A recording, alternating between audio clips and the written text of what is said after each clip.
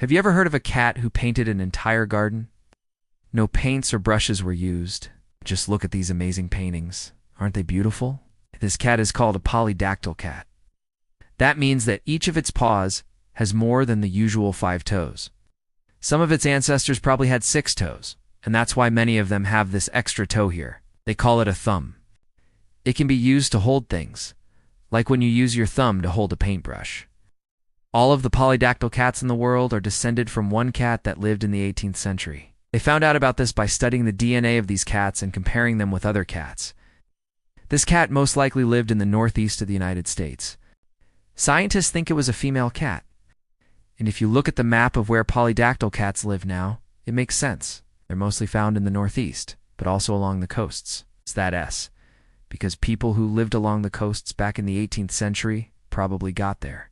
Cats from that one cat and then sailed away with them. And what happened to the cat who painted the garden? Well, her name was Willow, and she just wanted to leave a nice, colorful design for everyone to enjoy. She didn't want to hurt the flowers or the plants. So instead of using a knife or scissors to make her designs, she used her claws.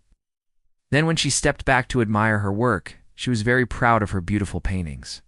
Now, there are lots of cats in the world who have more than 5 toes, and scientists say they all probably came from that same ancestor cat, but we don't know exactly how many. And some of them might have been dogs. You see, back in the 18th century, they didn't really keep cats and dogs separate like we do now.